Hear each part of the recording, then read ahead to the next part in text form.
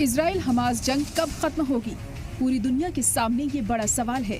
Gaza में अमन कायम करने की कोशिशें जारी हैं, मगर कामयाबी नहीं मिल रही। इस बीच खुद इजराइल में गाजा जंग को खत्म करने की आवाज उठ रही है। इजराइल की मोसाद खुफिया एजेंसी के 250 से ज्यादा साबिक अफसरों ने बेंजामिन नेतन्याहू सरकार से गाजा पट्टी में जंग को फौरन खत्म करने की अपील की है। इजराइल की सरकारी मीडिया के मुताबिक मोसाद के साबिक अफसरों ने सरकार को लेटर लिखकर ये मांग की। रिपोर्ट के मुताबिक लेटर में मोसाद के 3 साबिक चीफ के साथ साथ दर्जनों सीनियर अफसरों के नाम शामिल हैं। मोसाद के साबिक मेंबरान ने कहा कि लगातार जंग बंधकों और हमारे फौजियों की जिंदगी को खतरे में डाल रही है। इस दर्द को खत्म करने वाले मुआहिदे तक पहुंचने के लिए हर मुमकिन कोशिश की जानी चाहिए। हम सरकार से बेहतर और हिम्मत भरा फैसला लेने और मुल्क की सिक्योरिटी के लिए जिम्मेदारी से काम करने की अपील करते हैं। लेटर में जंग खत्म करने और बंधकों की वापसी की अपील की गई थी। लेटर में ये भी कहा गया था कि गाजा में जारी जंग का अहम मकसद सियासी और जाती मफाद को पूरा करना है।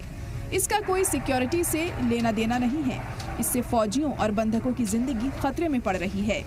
वहीं लेटर सामने आने के बाद दस्तखत करने वालों में शामिल रिजर्विस्ट्स की सर्विस को खत्म कर दिया गया। हालांकि इन खतों को देख बेंजामिन नेतन्याहू भड़क गए। इजराइल के पीएम नेतन्याहू ने बर्खास्तगी के फैसले की हिमायत की और ऐसे लेटर्स की मजम्मत की। उन्होंने अपील करने वालों पर शिद्दत पसंद ग्रुप से जुड़े होने का इल्जाम लगाया, जो इजरायली समाज को अंदर से तोड़ने की कोशिश कर रहा है। मिस्र ने गाजा में सीज फायर के लिए हमास के सामने एक नई इजराइल तजवीज पेश की। इस नई तजवीज को लेकर हमास के एक सीनियर अफसर ने कहा है कि तजवीज में 2 ऐसी चीजें हैं जिन पर अमल नहीं किया जा सकता। हमास ने कहा है कि वह इजराइल के जरिए पेश की गई इस नई तजवीज को पढ़ रहा है और जितनी जल्दी हो सके वह इसका जवाब देगा। हमास ने अपनी अहम मांग को दोहराया है, जिसका कहना है कि सीज फायर मुआहिदे के तहत गाजा में जंग का खात्मा होना चाहिए और इस पट्टी से इजराइल की पूरी तरह से वापसी होनी चाहिए। हमास ने बताया कि तजवीज में इजराइल ने पहली बार अगले फेज की बातचीत में हमास के हथियार डालने की भी मांग की है, जिस पर वो बिल्कुल भी मुत्तफिक नहीं होगा। फिलिस्तीनी और मिस्र के जराये ने बताया कि सीज फायर को बहाल करने और इजरायली बंधकों को आज़ाद करने के लिए काहिरा में पीर को बातचीत का नया दौर बिना किसी कामयाबी के खत्म हो गया। हमास इस बात पर जोर दे रहा है कि इजराइल जंग को खत्म करने और गाजा पट्टी से अपनी फौज को वापस बुलाने के लिए पुरज़्म हो। अगर हमास गाजा में बंधक बनाकर रखे गए इजरायली लोगों में से आधे को रिहा कर देता है तो इजराइल 45 दिनों की जंगबंदी कर देगा, यानी जंग रोक देगा। इजराइल की तरफ से इस पेशकश की जानकारी खुद हमास ने दी है। गाजा को इस वक्त जंगबंदी की सख्त जरूरत है, क्योंकि खुद यूएन ने कहा ये अब जंग की शुरुआत के बाद से सबसे ज्यादा खराब इंसानी बहरात की जद में है।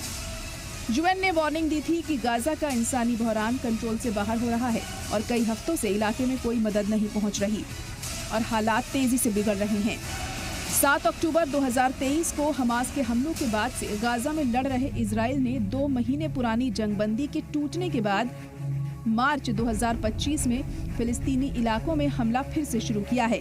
जंगबंदी टूटने से पहले 2 मार्च से ही इजराइल ने इमदाद रोक दी है, जिससे सैकड़ों हजारों लोग बेघर हो गए।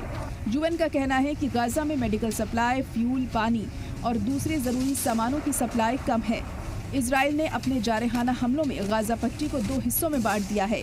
एक न्यूज रिपोर्ट के मुताबिक गाजा पट्टी के साउथ हिस्से को पूरी तरह से अलग कर दिया गया है। इजरायली फौज ने एक बयान में कहा है कि हवाई सिक्योरिटी दस्तों ने साउथ गाजा में इजरायली सरहदी इलाकों को निशाना बनाकर दागे गए 3 रॉकेटों को हवा में ही मार गिराया है और हमले में किसी को कोई नुकसान नहीं पहुंचा है।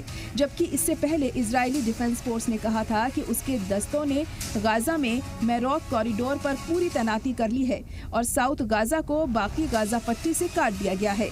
लेकिन गाजा पट्टी में इजराइल और हमास के बीच जारी तशद्दुद ने इंसानियत के खिलाफ सबसे बड़ी तबाही को मजीद बढ़ा दिया है। ब्यूरो रिपोर्ट, सलाम टीवी।